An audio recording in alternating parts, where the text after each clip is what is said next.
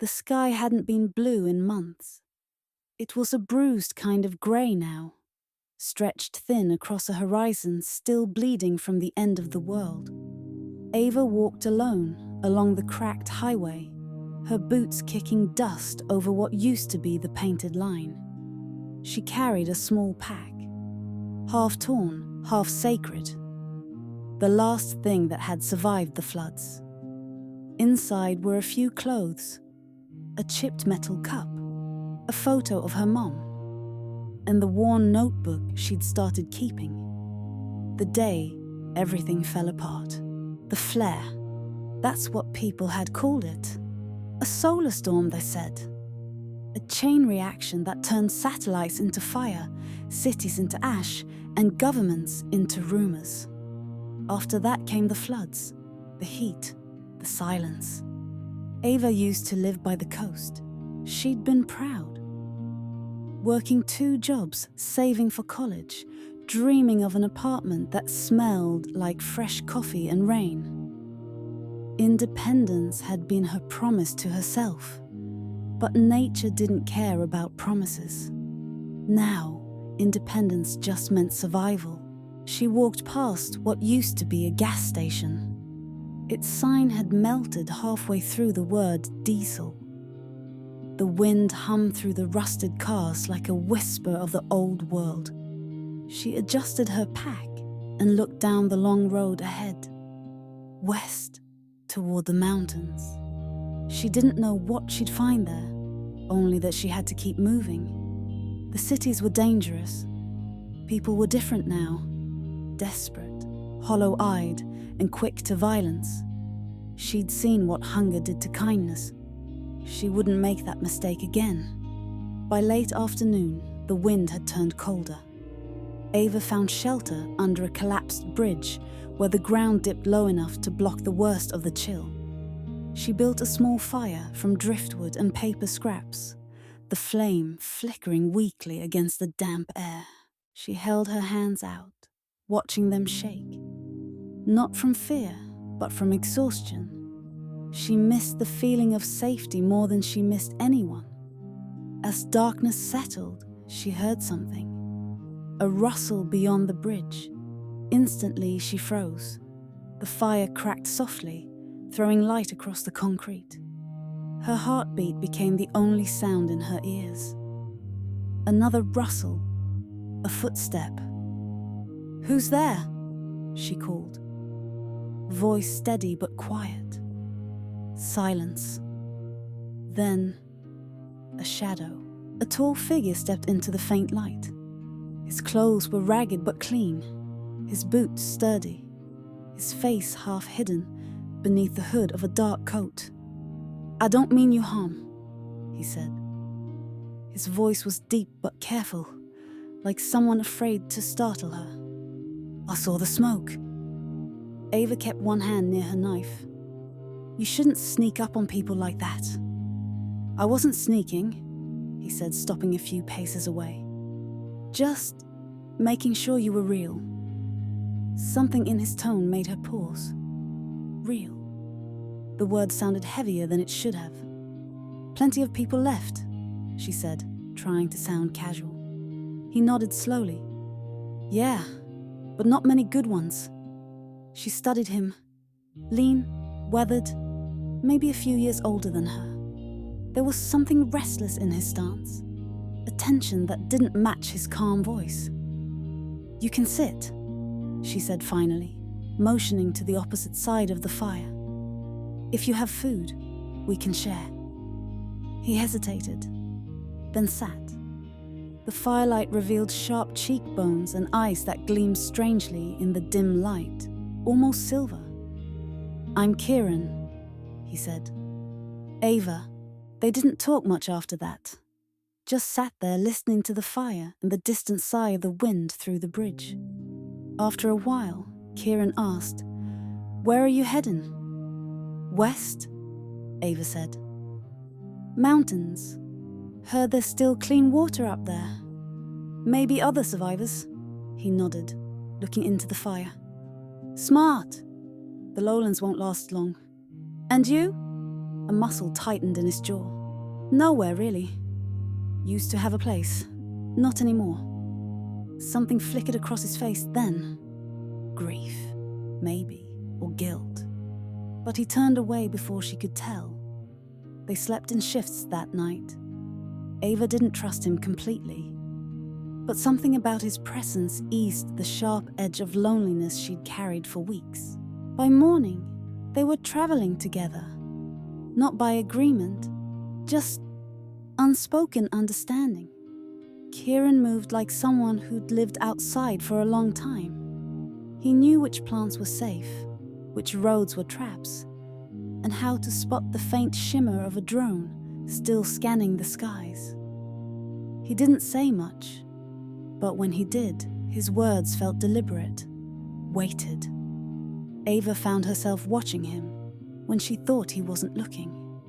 There was something almost animal in the way he paused sometimes, like he could hear things she couldn't. They crossed a small town that had been swallowed by vines. Signs still clung to the buildings. Rusted letters spelling pharmacy, post office, Hope Church. The irony wasn't lost on her. Inside the pharmacy, she found a few sealed bottles of antibiotics and gauze. Kieran kept watch by the door. "You always this quiet?" she asked, tucking the supplies into her pack. He smirked faintly. "Only when there's something to lose." "And what's that?" His gaze met hers, steady and unreadable. People. She didn't push after that. She understood. That evening, rain came down hard. They took shelter in an old farmhouse at the edge of a field. The air smelled of wet earth and decay. They found blankets, a few candles, and a dry room upstairs with a broken window that let in the distant rumble of thunder. Ava sat near the window, watching lightning paint the horizon. "Do you ever think it'll come back?" she asked. "The world, I mean." Kieran looked out too. "Not the way it was. Maybe that's a good thing." "Good?" He shrugged. "People built their own cages. Maybe now they'll learn what freedom costs and fight harder to keep it. Freedom feels a lot like loneliness," she said quietly. He didn't answer, but she saw him glance her way. And for a moment, something softened in his expression. Later, as she tried to sleep, Ava heard him pacing downstairs. The floorboards creaked under his steps, slow and deliberate. She thought she heard a low growl. Faint, almost like an animal. But when she went to check, he was gone. He returned before dawn, drenched and silent. By the fourth day, the uneasy peace of the road was broken. They were ambushed near an abandoned overpass. 3 men, ragged and mean, with the look of people who'd long stopped pretending to be civilized. Ava and Kieran froze as they stepped out from behind a burned-out truck.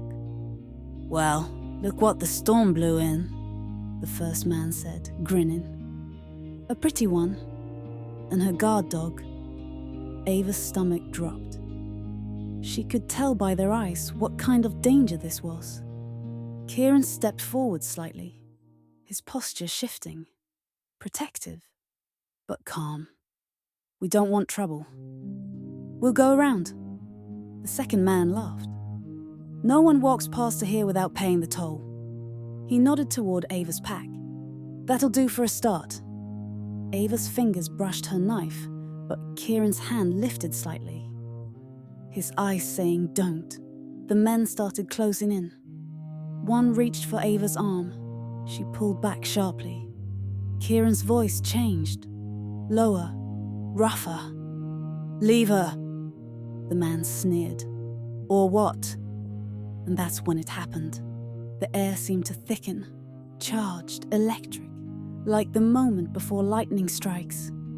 Kieran's breathing hitched, his pupils widening, until the silver of his eyes swallowed the color. His jaw tightened, his whole body trembling as if he were holding something back. The leader took a step forward, brandishing a rusted blade. "You gonna bark at us, boy?" Kieran's lips curled, not in fear, but in something else. Something primal. "Run!" he said, shouted to Ava. But she didn't move. She couldn't. The man lunged. Kieran met him halfway. And what Ava saw next didn't make sense. His movement was too fast, too fluid, his strength impossible. The man was thrown back like a ragdoll, slamming against the truck. The others shouted, confusion turning to terror. Ava stumbled backward, eyes wide. "Kieran, what?" He turned toward her, and that's when she saw it. His teeth, sharp as blades. His eyes, glowing with that unnatural silver light.